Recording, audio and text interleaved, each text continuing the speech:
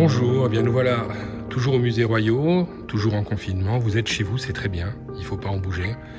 C'est probablement pas évident, pas facile, mais c'est le prix à payer de cette crise.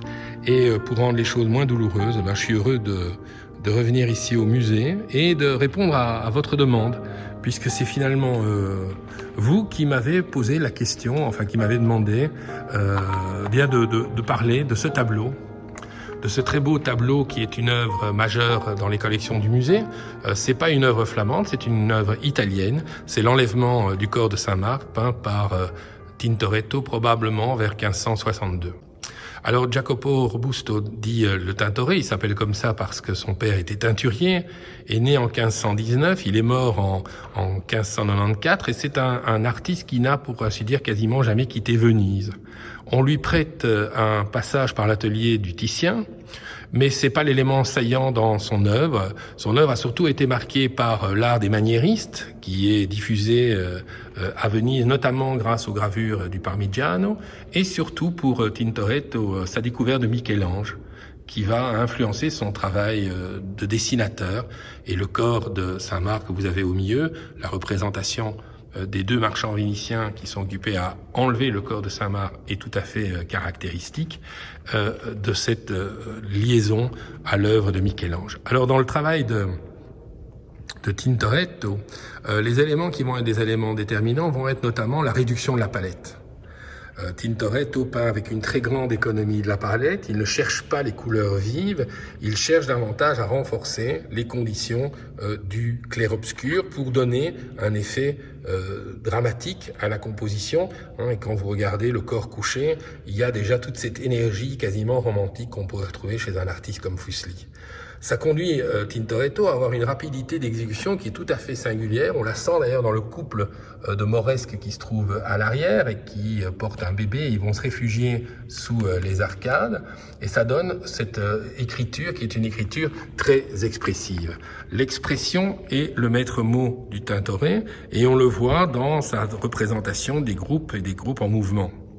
En même temps, dans l'œuvre du Tintoret, il y a un deuxième élément qui va à la fois calmer et renforcer cet élément d'expressivité, c'est le travail de l'architecture.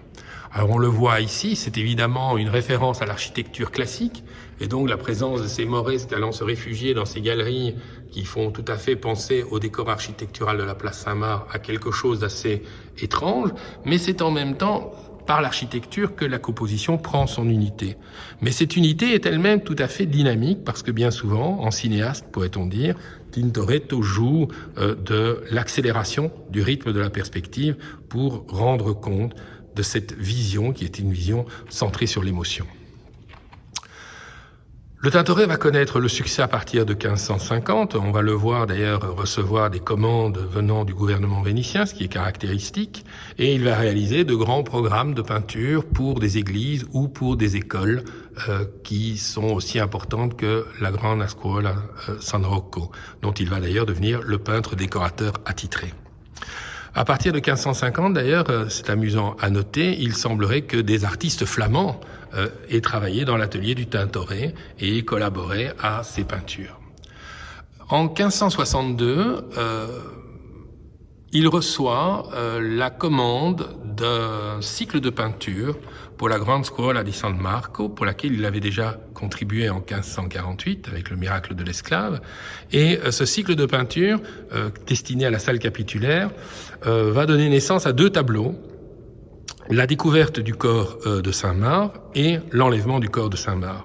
L'œuvre que vous avez sous les yeux est une esquisse pour l'enlèvement du corps de Saint-Marc. Alors qui est Saint-Marc ? Eh bien, c'est un juif du 1er siècle qui apparaît dans les textes de l'Église sous la forme de Jean appelé Marc, et la légende voudrait que l'évangéliste, en traversant la lagune, ait fait la découverte et fait la rencontre d'un ange qui lui aurait dit « Tu es Saint-Marc, mon évangéliste, et ton corps reposera ici ».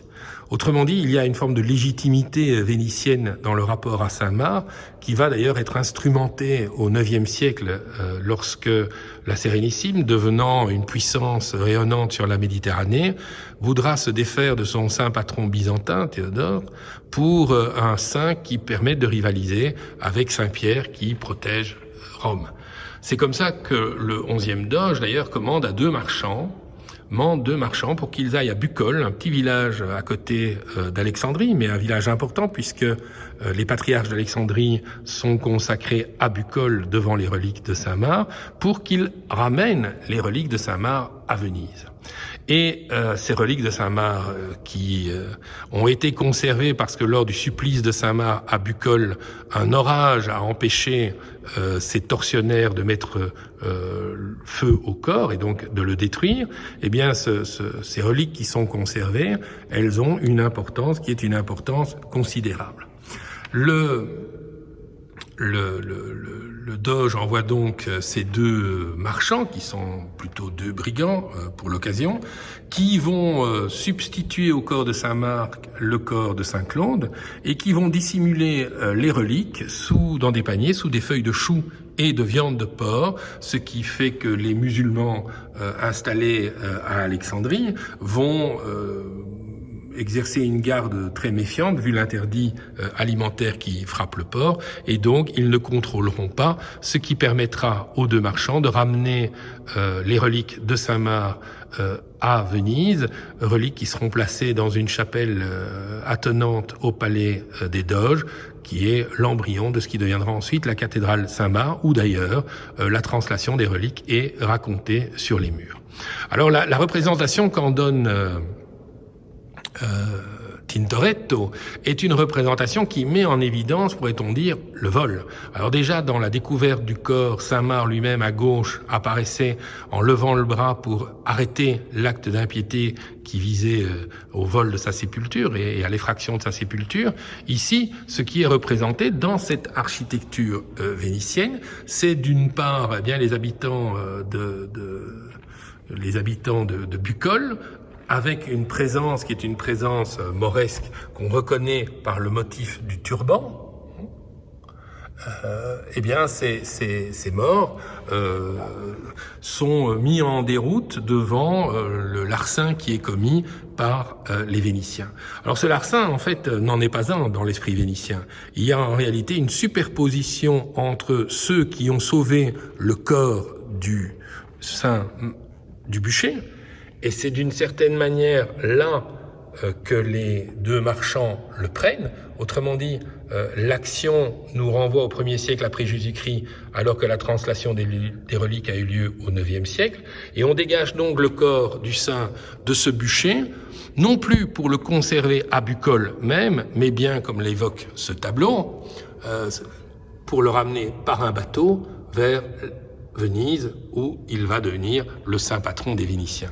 Autrement dit, Tintoretto réalise quelque chose de tout à fait incroyable dans ce tableau. Il représente une action, la translation des reliques au 9e siècle, reliques qui sont conservées à côté d'Alexandrie, dans un espace peuplé de morts, et on voit qu'il les met en déroute, l'orage les met en déroute et donc les empêche de brûler le corps, si ce n'est que ce n'étaient pas des morts qui voulaient brûler le corps de Saint-Marc au 1er siècle après Jésus-Christ. Ils sont mis en déroute, et cette déroute s'exprime magnifiquement par ce corps déstabilisé qui semble chuter au premier plan. Et ce qui permet aux deux marchands vénitiens de ramener le corps à Venise. Mais nous sommes déjà à Venise.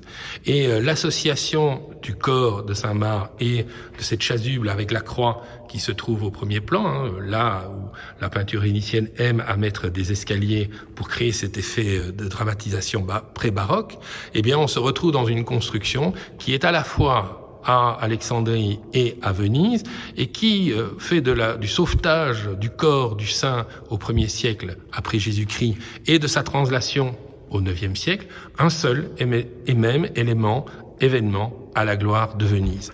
Ce que Tintoretto probablement n'apprécie pas dans cette peinture, c'est ce télescopage avec le mauresque. Peut-être y a-t-il là une lecture politique à faire, mais dans la version finale, il réduira la présence mauresque à la présence d'un chameau, et il renforcera une architecture hautement dynamique grâce à cette composition en perspective où on retrouve l'évocation beaucoup plus forte d'une présence qui est une présence déjà à Venise. Donc voilà une œuvre qui est d'une prodigieuse modernité, d'un grand sens d'écriture, d'un lyrisme de la touche tout à fait caractéristique. C'est une peinture d'une très très belle qualité, d'une très très grande puissance, et qui est caractéristique de l'œuvre de Tintoretto et qui est probablement un des joyaux modernes des collections des musées royaux. Merci d'avoir eu l'idée de la regarder ensemble.